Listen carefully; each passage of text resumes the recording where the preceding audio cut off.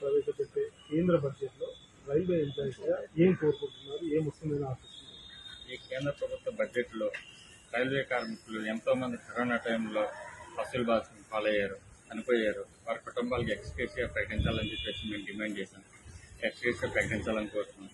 అలాగే income tax మీద ఉన్న సీలింగ్ని పెంచాలని చెప్పేసి కోరుతున్నాం.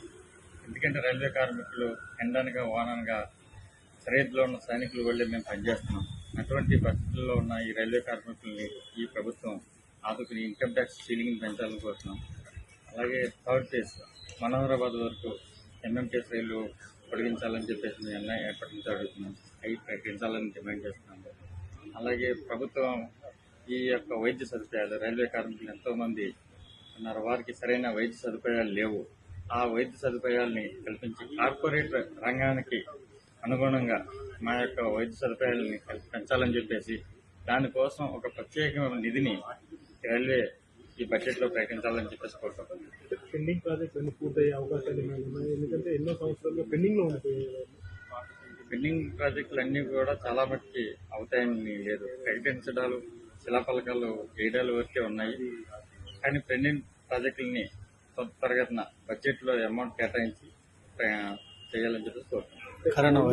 ఆధునీకరణ చేస్తున్నారు కానీ ప్రయాణికులకు సరైన సదుపాయాలు కల్పించలేదు. ఈ యొక్క ఆధునీకరణ అన్నది ప్రభుత్వం ఆర్భటానికి ప్రచారానికి మాత్రమే కానీ రైల్వే కార్మికులకు కానీ ప్రజలకు కానీ ఎటువంటి ఉపయోగం లేదు. ఎందుకంటే గతంలో పోలిస్తే సదుపాయాలు కల్పిస్తున్నాం అంటున్నారు. అన్నీ కూడా కార్పొరేట్ రంగంలో ఉన్న వాళ్ళకి కాంట్రాక్టర్లకి అదానీలకి అంబానీలకి అనుకూలంగానే ఉన్నాయి తప్పితే ప్యాసింజర్లకి ఎటువంటి ఉపయోగం లేదు. ఎగ్జాంపుల్గా ఇప్పుడు నిన్న వందే భారత్ ట్రైన్లో చెత్తా చెదారంతో నిండిపోయి ఉంది.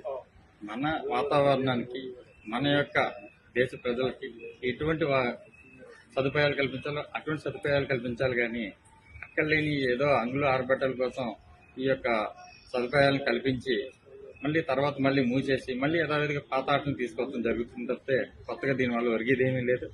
రైల్వేకి నష్టాలు తప్పితే లాభాల ఉపయోగం లేదు. అంటే ఇప్పటి వరకు తాత్కాలికంగా ప్రైవేటీకరణ అయిన రైల్వే ఈ బడ్జెట్ పూర్తిగా ప్రైవేటీకరణ అవుతుందని చెప్పేసి ఒక ప్రచారం జరుగుతుంది. ఎంతవరకు వస్తుందంటే మా యొక్క బాధ కూడా అదే. ఈ అంగులు ఆర్భటాలు చూపించి ప్రజలందరినీ కూడా మేము ఏదో చేస్తున్నామని చెప్పేసి ప్రభుత్వం మారేడుకాయలో చేస్తుంది. కానీ ఎటువంటి ఉపయోగం లేదు. ఈ ప్రైవేటీకరణ వల్ల దేశ ప్రజలకే నష్టం కానీ రైల్వే కార్మికులకి ఏం కాదు. రైల్వే కార్మికులు అప్పుడు పనిచేస్తాం, ముందు కూడా మేము పనిచేసుకుంటూ వెళ్తాము. కానీ ప్రజలు కూడా గమనించాలి. ఈ అంగుల ఆర్భటాల వల్ల కాంట్రాక్టర్లకి దోషి పెడుతున్నారు.